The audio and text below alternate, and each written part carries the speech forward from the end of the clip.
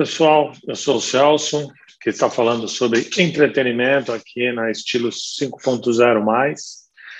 A gente está falando sempre sobre filmes, séries, livros, documentários. E hoje eu começo dando uma dica de uma série para aquelas pessoas que não gostam de grandes maratonas, né? Temporadas infindáveis e tudo mais. Então, uma série de 8 episódios, ou seja, uma temporada só, que está na Netflix, chamada Clickbait. Como é que começa essa série Clickbait? O protagonista, chamado Nick Brewer, é sequestrado.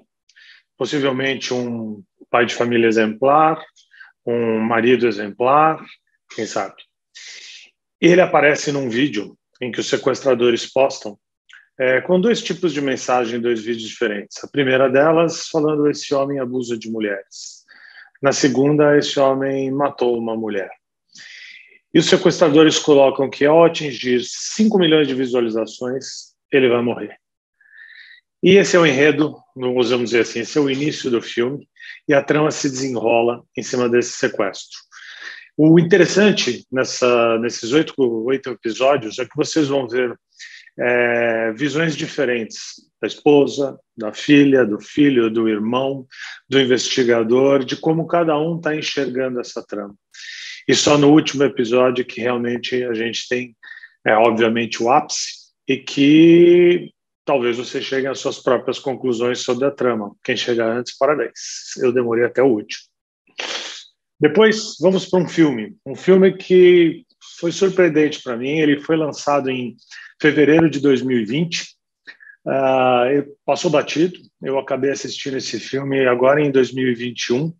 Ele chama em inglês Dark Waters, ou O Preço da Verdade.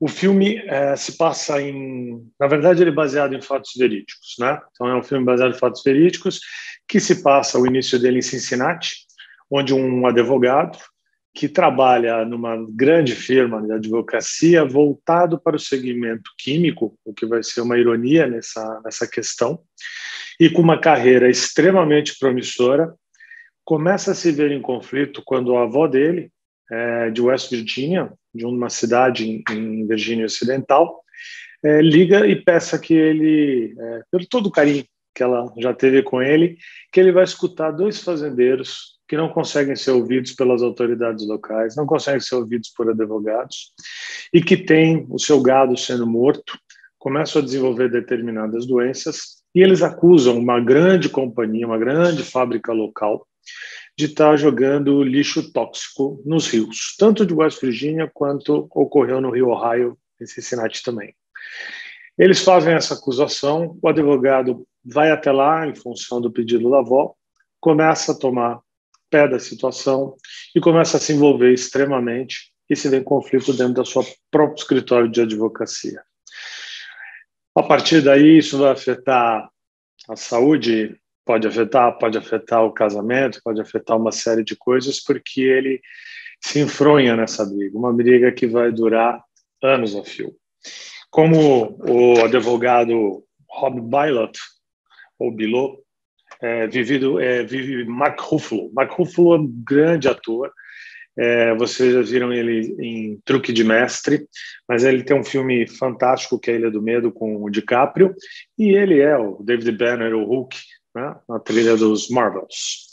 A sua esposa, que também participa dessa angústia TNT toda com ele, é Anne Hathaway, a qual vocês lembram de O Diabo Veste Prada, provavelmente.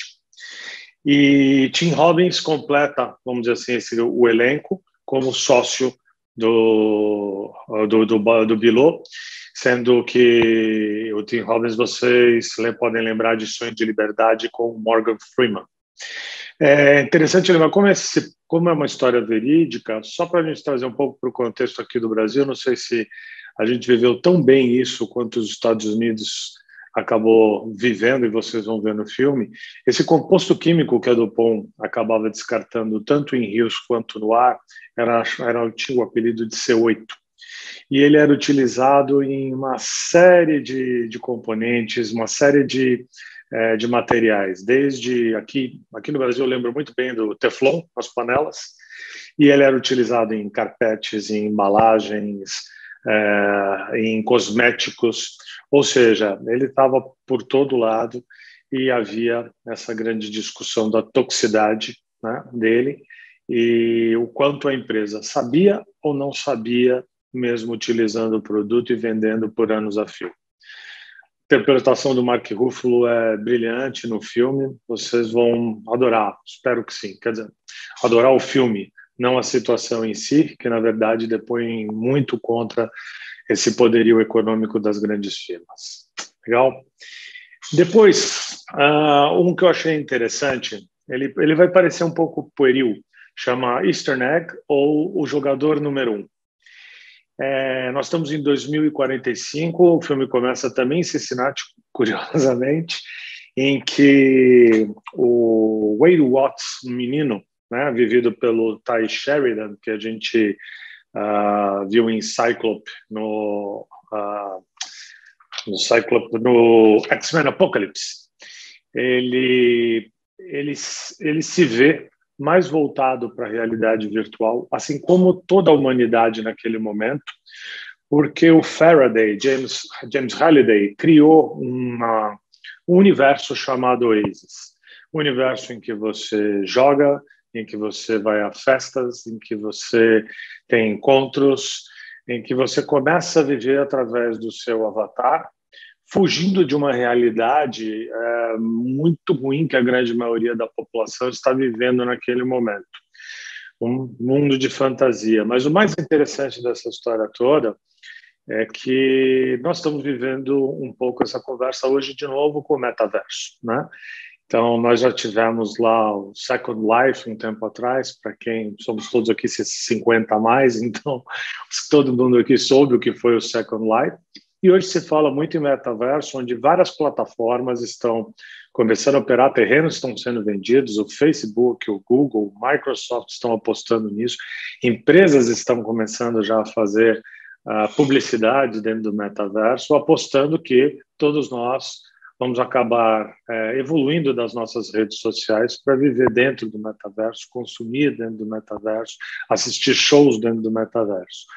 Às vezes essa é uma realidade, uma situação difícil de todo mundo colocar em perspectiva. O jogador número 1 ajuda a entender muito como o metaverso pode ser atrativo, como ele pode realmente funcionar no futuro, e cada um fazer o seu julgamento se isso realmente vai ser algo que veio para permanecer ou não.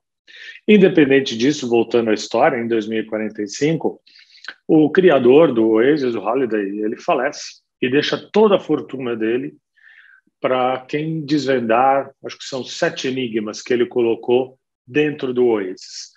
Então, participando de disputas, de jogos, de situações que são colocadas lá dentro, até muito interessante que a gente revê o filme iluminado dentro de dos jogos. Aquele que conseguir desvendar todas as chaves vai herdar toda a fortuna dele e o controle da Oasis. E aí você tem o nosso herói, o Watts, junto com outros, lutando contra grandes companhias também. Então, o filme tem todo um enredo de aventura, é engraçado também, mas vai mostrar um pouquinho do que é o metaverso, ou pelo menos uma introdução do que ele pode ser, porque pode ser alguma coisa muito maior. Vale a pena conferir.